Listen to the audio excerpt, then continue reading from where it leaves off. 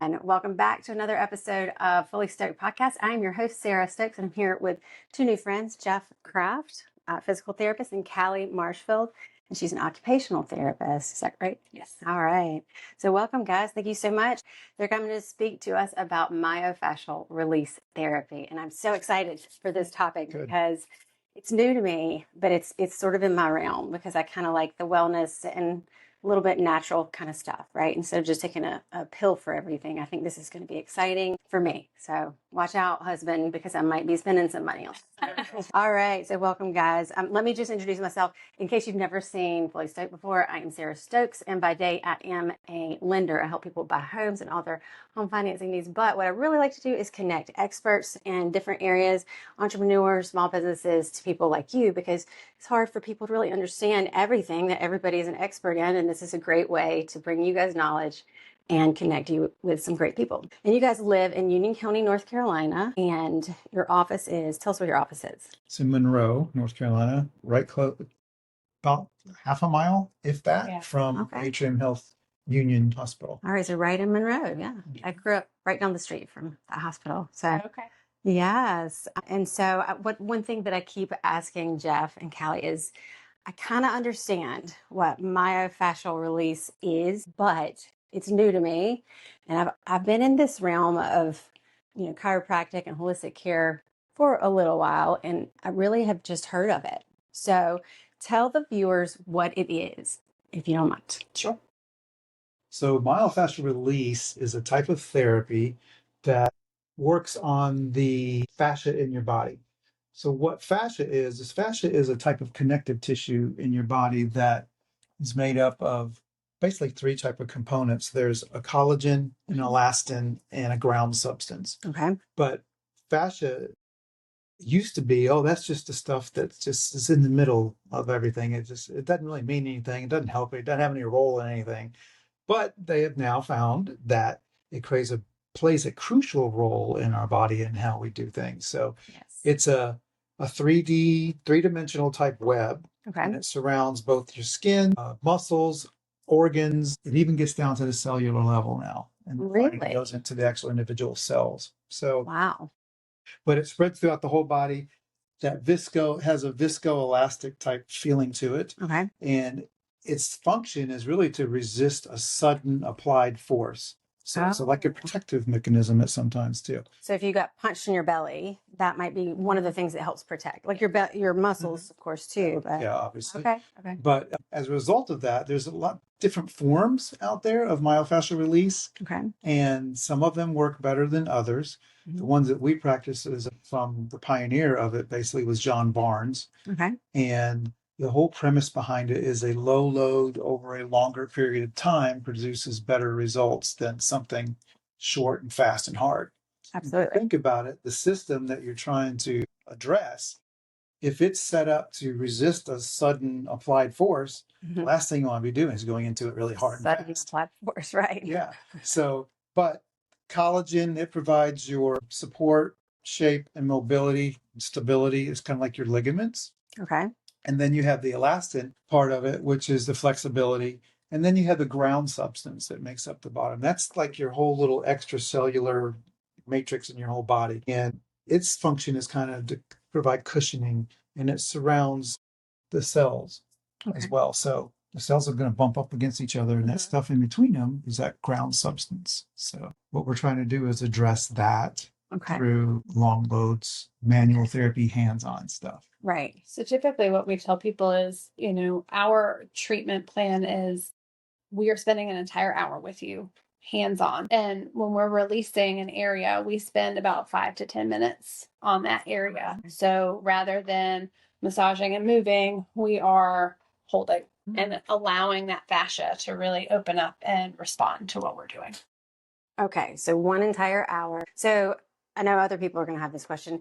How is it similar to massage? I mean, obviously you're spending an entire hour, but you're applying pressure. And then how is it different? Because would a person also have massage therapy in addition to myofascial release therapy? Is it therapy? Yeah. Okay. Yeah. So we have people who come in and get both myofascial release and massage therapy. Okay. We also have people who are coming in and getting, chiropractic and myofascial release.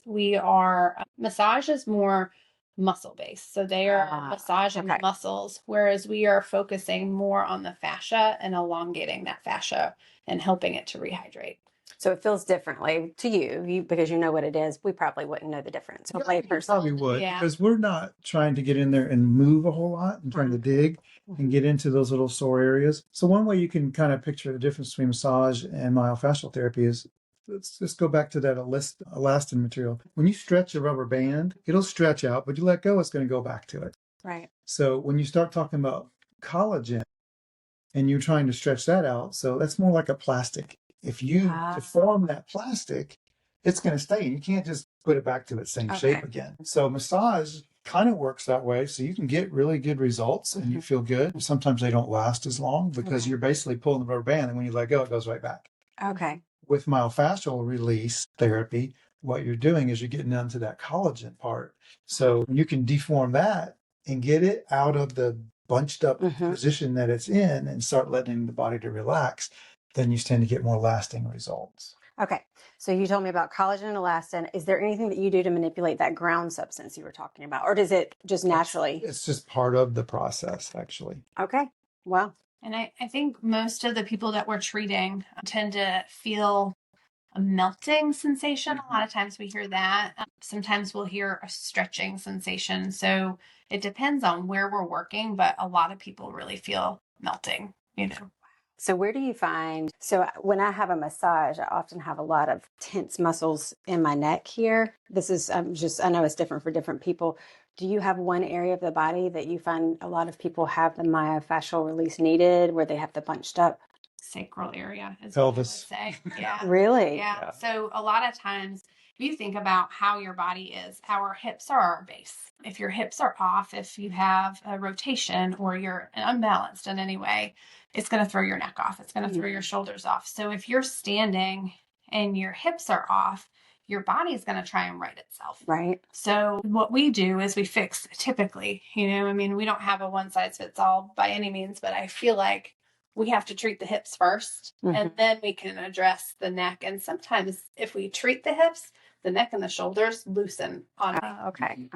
Think of it like that song, the knee bone connects to the hip bone, everything's intertwined and interconnected. Yeah. So if you have something that's off over here, it affects that side. Yeah. A lot of times we see a lot of pelvic obliquities, as they call it, where if they're lined up and they're great, they're here, but a lot of times one will be tilted a little bit forward, and that can end up feeling like one leg's shorter than the other or one leg's longer than the other, depending how you look at it. So, and then you start getting some habitual walking pattern that translates up and that causes another problem somewhere else. So what are some examples of reasons why someone's pelvis might be off balance? Like birth? So, and I think our holding patterns, So this is a really drastic example, but I had a gentleman who had a foot drop. So what that is when their toe, drops due to weakness. So because of that, he had to bring his hip up so he's compensating for the way he walks. So then over time, he has a hike. So his hip comes up a little bit more automatically. And then he has a tilt. So we've been working really hard on just fixing that. But then he has to do some work to walk properly too, Right. So once he comes in and I kind of align him, then I say, okay, now I really want you to pay attention to how you're walking. Okay. Let's not walk the way that we know. So Jeff is a physical therapist, you're an occupational therapist, and that's where your training as a physical therapist and occupational therapist also come in, right? So it's not just the myofascial, you also have expertise in other areas. There we go. All right. So we were saying before my husband called, it'll edit it for us. Sorry about that. He's the only one that can get through on Do Not Disturb. I should probably tell him. So I'm going to pause here. I'm not going to mess with that. I'm just going to tell him to leave me alone. He has my calendar, but I think he's just probably worried about me because he's called me a couple of times and it's still going. Hey, Hey, babe, I'm doing a podcast. I just wanted to tell you because you keep calling and it keeps popping me. Gosh, it's okay. I got it on the calendar, or maybe I didn't send it to you, but I do have you on speaker with 2 people here, so I love you. Okay. All right. Talk to you later. All right. Bye. He thought I was dead or something, He was like, you gotta tell me. Okay. So what part? We were talking, let's go back. Start the whole thing. Yeah. So I think, when I was talking about, yeah, it's on Do Not Disturb. Sure, it's not an emergency. All right. They'll go together. It's coming. Okay.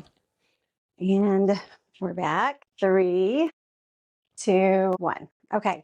So we were talking about how your expertise in physical therapy and your expertise as an occupational therapist, you guys built upon that with the myofascial release training with John Barnes, myofascial release training. Yes. And how when you're working with somebody, you also have to use your PT, right? Your occupational therapy to help them later on. Then you started telling me a little bit about the anterior and what does that mean? A lot of times we see most people have, a majority of people have a tilt forward of their pelvis. It could be one side more than the other, or it could be both. And that kind of comes from just our society of just being forward based. Right. Cell phones, laptops, computers. Heaven forbid you work in a job that's an assembly line where you're doing this all the time. Right. That type of thing. Repetitive movement. Yes. And those cumulative traumas just add up over time and cause stresses and pains and those type of things that myofascial release helps really well. What about hands? Because so many people are on their computers and their phones. Do you see wrist carpal tunnel? Does that have anything to do with myofascial or anything like that? Yeah. Okay.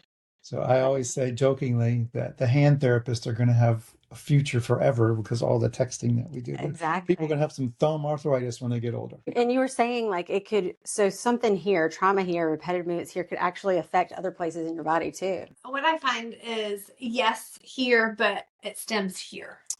So with that repetitive movement, you're sitting here. If we do something like an arm pull, which is something simple, like you're just pulling, distracting lightly, it opens up this area, but then you can also come here and just lightly pull here. So you're working multiple places at the same time. Elbow. That was a good demonstration. I think I need to see it in person. So that was helpful for me to understand. So if someone had massage therapy, it's not going to impact or in a negative way impact your work, right? No, matter of fact, they complement each other. Okay. Yeah. So, yeah. And, we talked about chiropractic too. It's the same thing. The chiropractics, I have great respect for them. They're moving the bones. However, if you move the bones and you don't move the fascia, the bones are going to go right. Could go back. So we complement each other in that way, where if you go to the chiropractor and then you come to us, we can help loosen that fascia so that you're not going to the chiropractor as much, or you're not needing to. Right. Kayla Huntington is the chiropractor in one of the groups, and then Shannon Conley is a massage therapist too. So it would be interesting. So if I wanted to go get all of those things at once, and then I guess I would just, say, well, Kallie was saying blah, blah, blah, blah. And then I'd go to you and say, Shannon said, or Kayla said, is that how it would work? And then we would just go through it like that, like a plan. So people do have to be involved with their treatment. They can't just blindly go and take a pill, right? Exactly. Correct. Yeah. And I think that's what's so cool about the wellness. You said this is more wellness. This is not, it's a way to prevent, I guess, disease in your body. I think it's just so important. And it's holistic. You're not taking medicine. You're not taking, what are those things called? Pain blockers, things like that. Opioids and everything. Yeah. And I think what frustrates us too is that's a Band-Aid. Yeah. But what is the root cause? What is going on in your body? Pain is just a message saying something's wrong. Right. So how do we address it and how do we fix it? Yeah. Rather than just putting a Band-Aid on it, So, that's what I think all of us in the wellness space, we want to make it better so that your body is no longer hurting and no longer in a bad position. I think healthcare, a lot of times we just want to put a Band-Aid on it and not fix the actual cause.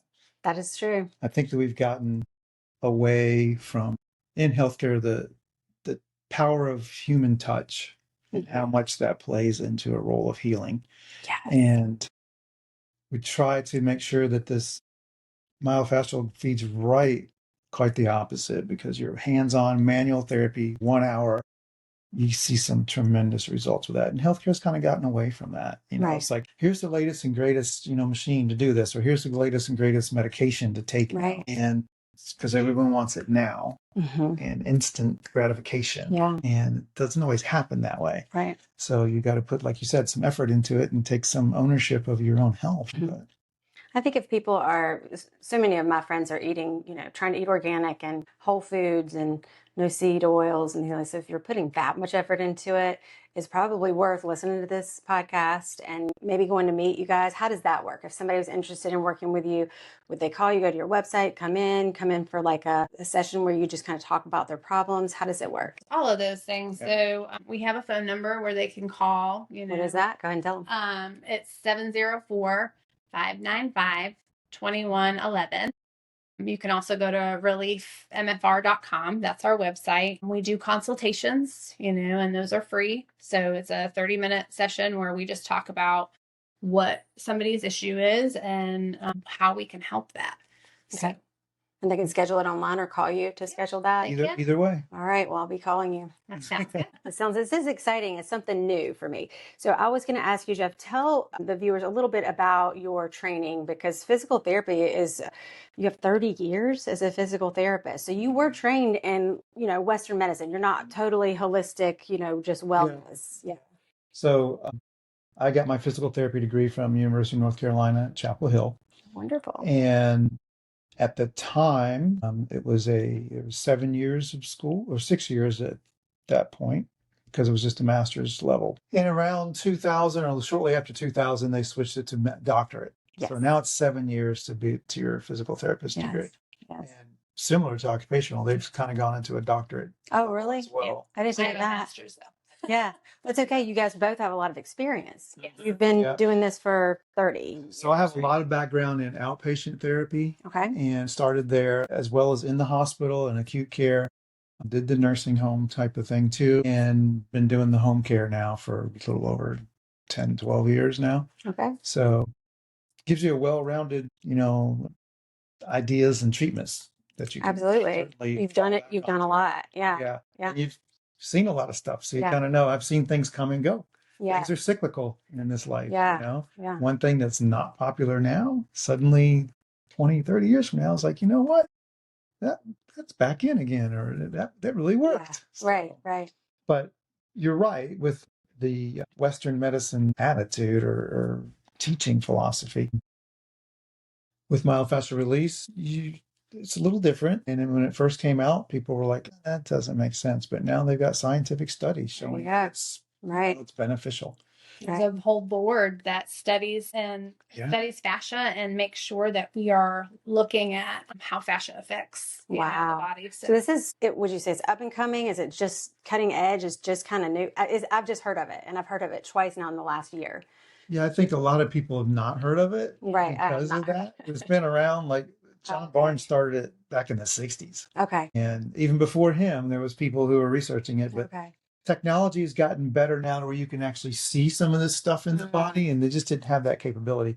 You can't see fascial restrictions on an X-ray or an MRI or a CT scan or EMG or anything. Right. Okay. And now they're starting to get to where you can start to see some of the stuff at the microscopic level. So you're starting to say, well, gosh, this is affecting that. Yes. Yeah. All right. So tell us about your experience and your 15 years of home health occupational therapy. What does that mean, home health? Because you just said that too. Home health versus in the hospital, inpatient. Yes. So we go into people's homes and we're teaching them how to live in their home safely. So, we're giving home exercise programs, but we're also making sure that they can get to the refrigerator, or they can get from the couch to the bathroom safely. Okay. So it's a lot of what we do. But yeah, I started my degree at Springfield College in Massachusetts. I did 5.5 years, so I did an accelerated program. But I found myself in Union County, and I have loved it. My second job as an occupational therapist was home health. So I've been an occupational therapist for just over 15 years, and I have spent a lot of time in home health. That's interesting. Going into other people's homes. I bet you've seen a lot. Just It's very interesting. I bet so. Well, I got a little note here. This is very interesting. I remember you telling me this. Army National Guard medic for 8 years, and you were the first non-commissioned officer assigned to North Carolina Field Artillery Unit. What is an artillery unit? Those are the big guns, the cannons. Yeah. So my husband's also National Guard, so I went into the National Guard excited. Being a medic is awesome. I mean, I really enjoyed it. We are kind of, the people who are pulling the guys off and fixing their, their gunshot wounds and things like that. So very different from what I do now. Wow. Yes. But I enjoyed it. And I joined the field artillery group, first female. I will tell you, I was breastfeeding at the time. What? So that was a whole new level. I feel like I exposed those men to a lot. Yes.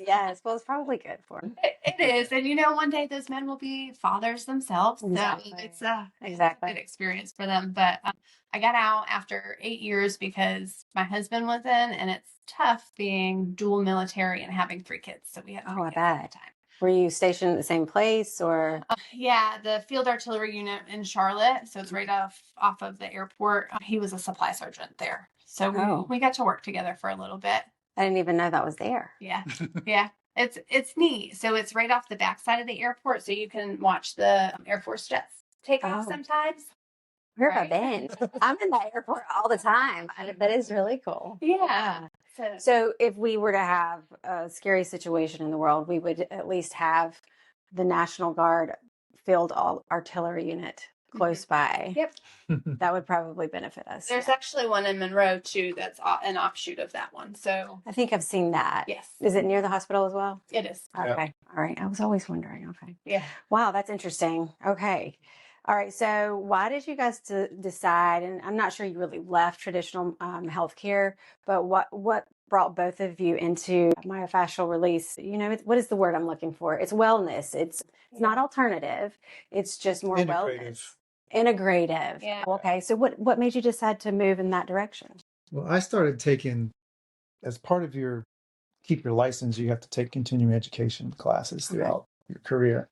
So I got introduced to John Barnes and his philosophy and myofascial release probably 15, 20 years ago. Started taking some of the classes there and thought, well, this is great stuff. Started incorporating in when I could with the appropriate patients, and just kept taking those courses over and over.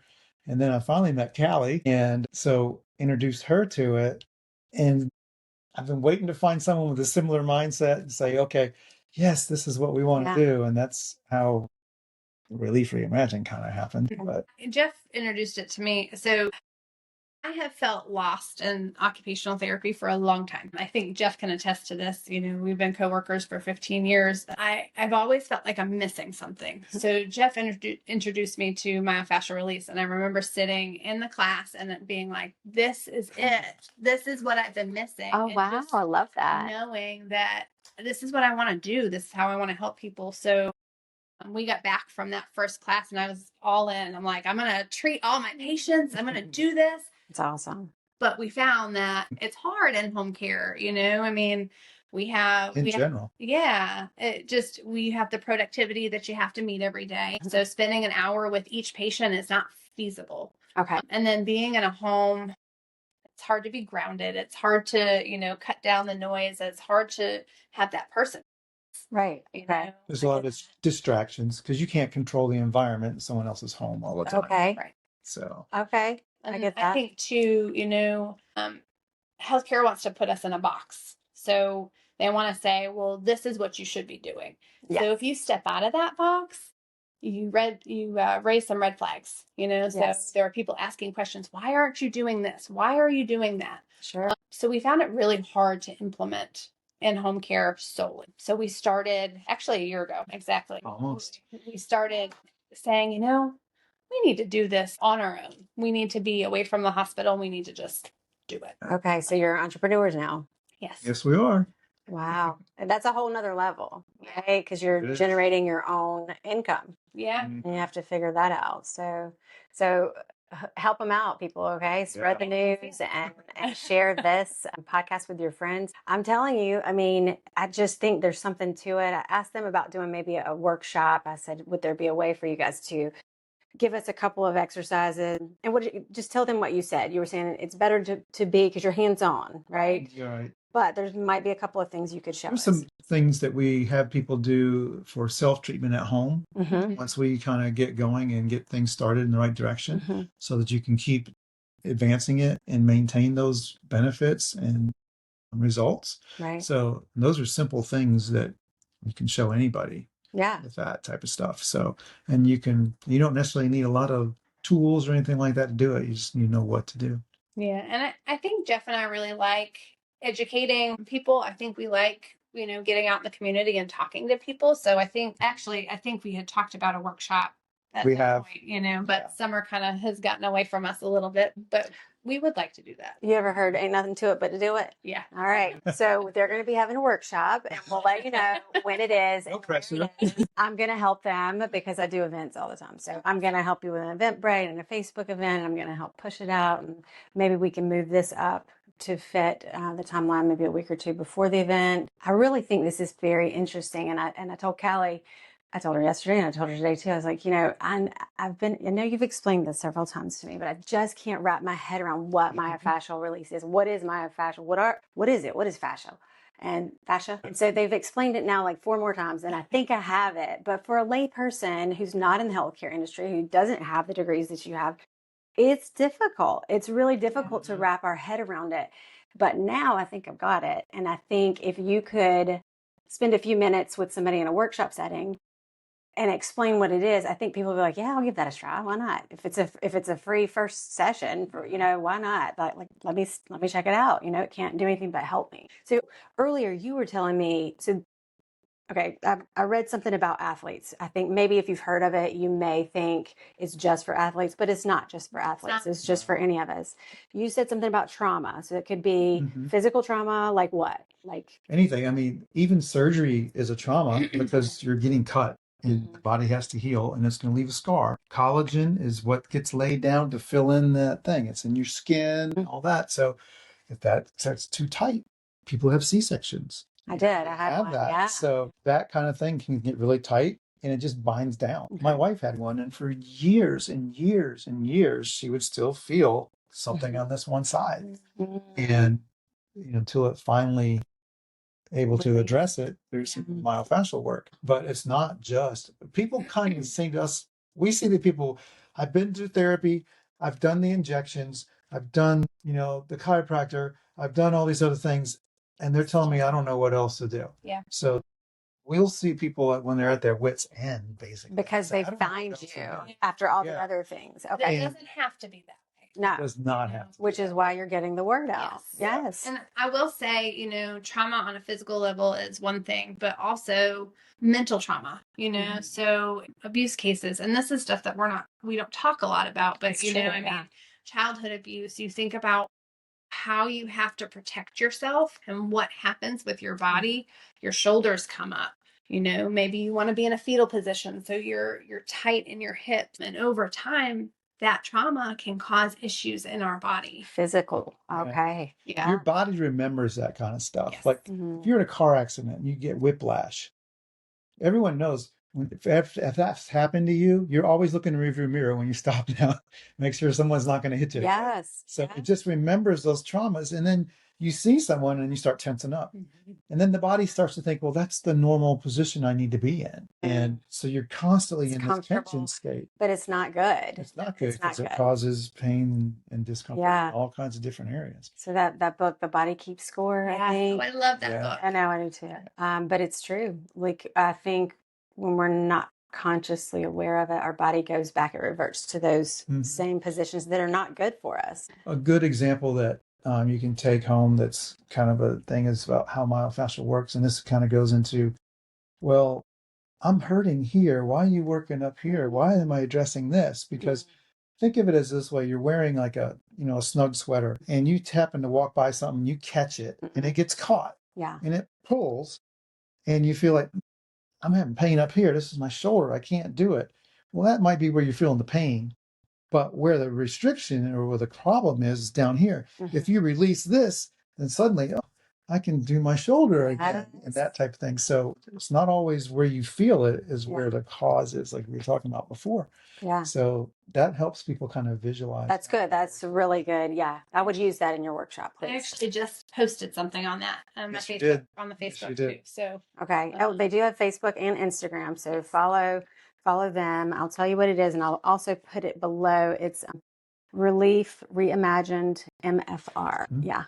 And then, yeah, so check below. You can just click them and follow them on both of them. All right. So there's a nervous system connection. I guess, I mean, that kind of covers, right? The physical and the emotional, all of that. Fight or flight response is kind of what you were talking about. How fascia influences the nervous system. Is it a physical influence, you think? Yeah. It's pulling you? Yeah. Yeah. It can be. Actually, it definitely is because fascia is innervated with very rich sensory nerve endings. And there's a constant stream of information from your brain to your body trying to get these things so you can work on keeping your posture, keeping your balance, and moving correctly and those type of things. So if that gets out of whack, Mhm. and let's say you have a trauma somewhere, that restriction can get in there, and you can actually they've measured this. You can have up to 2,000 pounds of per square inch of force on a certain spot. That's a lot. That's a ton. If you have that like in your neck, Literally. yeah. So that can break down stuff, Wow. and it starts to restrict things, and the ebb and flow of the information can get interrupted. You know, the fight or flight thing is your autonomic nervous system. That's the stuff you don't have to think about doing. I don't have to think about breathing. I don't have to think Right. about my heart rate, Mhm. heart beating, and that type of thing. But if you start getting restrictions somewhere, it's starting to cut down the flow of that Mhm. kind of information. And then it can affect digestion, your blood pressure, and it keeps you in this constant fight or flight symptom because the information is not getting there and the body doesn't know how to process it. Okay. And not only that, but medications. You know, Yes. if the old hole to go into your cell to get the medication in there is supposed to be this big, and now it's this big, it's Yeah. not getting in there like Yeah. it should. Yeah. So Makes sense. It does make sense. Okay, so you've been together for a year with your business, and what do you think is the biggest hurdle that you need to overcome? I know what I would guess. It's just making me understand and the rest of us understand what you do, that's but what, part of it. yeah. I think that is a huge factor. I think too, giving up so much, I mean, and being on the same page. Jeff and we have the same passions, but we're different, and we do things a little bit differently. Sure. So trying to do things the way that we would do things, but do them together, I think is always a struggle, and so I think too, financially, it's huge financial stress sometimes building a business. And Absolutely. I am leaving the hospital. So that's always a stress too, but, it's been a journey. Yeah, it's never a dull moment. Right. I mean, Right. we'll scream at each other, we'll yell at each other, and next thing you know, we'll say, you know what? After we talked last night, I feel so much better. Just releasing it. Yeah. Yes. It Yes. goes back to that fight or flight. Fight or Yes. Yes. I Yes. tend Yes. to Yes. fight a little bit, and then I'm like, okay. Yes. Okay, what's one thing about fascia? These are rapid fire questions, by the way, before we end up. So, one thing about fascia that surprises almost everyone. I think that people are surprised at how much of it there is and the role that it plays once they learn about it, and how important and how impactful it can be on your just day-to-day life, from just chronic pains to like fibromyalgia, chronic fatigue, those type of things, and just how much it plays into that kind of stuff. Okay. Yes, I agree. Yeah. I think too, when you're working on somebody and you're touching them, you're working on their hips and they're feeling it in their neck, or that surprises so many people. They're like, "Oh my gosh, I'm feeling that up here." Or, "Ooh, I just felt it release in my upper neck." And you're not working anywhere close to the upper neck. I'm touching them there, I'm excited to see what this is all about. So I don't even know where I might have like what would you call it? A web, restriction. How do you do that? Do you feel around, or do you see the way somebody walks and you can identify it, or all of both? that. Yeah. I mean, sometimes you can feel there's a thing called trigger points, and massage therapists and medical field know about these type things. That's where sometimes they'll put an injection in it, and that will help release it, but it's temporary. Massage, like we talked about the rubber band versus the plastic thing, can provide results, but sometimes you have to have a little bit longer lasting thing. Okay. So you can palpate those, you can feel those things. Yes. And take care of that.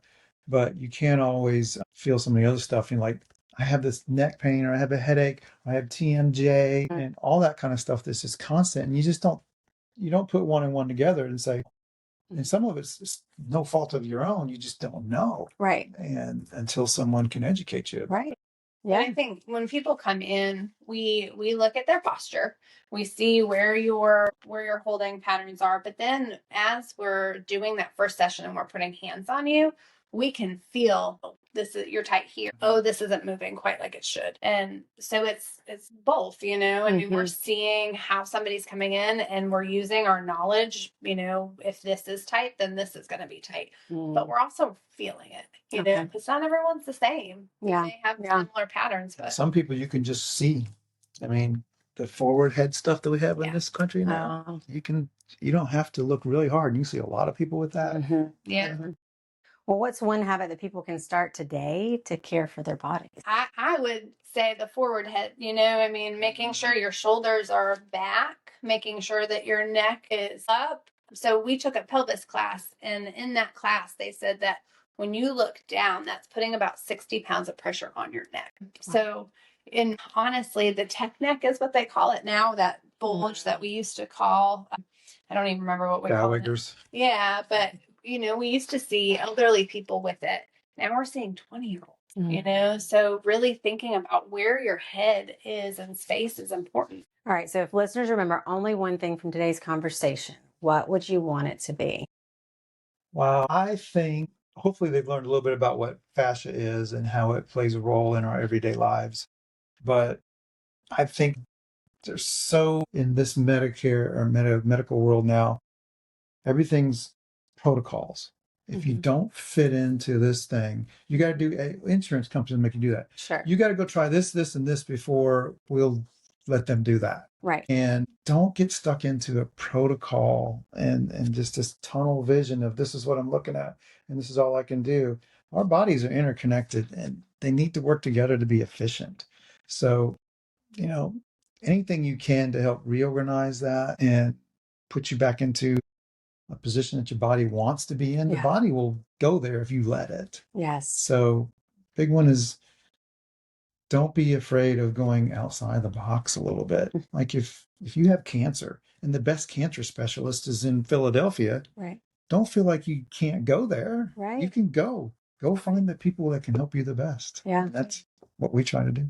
That's good advice. I think for me, the biggest thing is just because somebody tells you that there's nothing else that can be done for your body doesn't mean you have to stay in pain. Like Jeff was saying, go find somebody that can help you. I mean, we'd be happy to see you and treat you. Don't stay in pain. Yeah.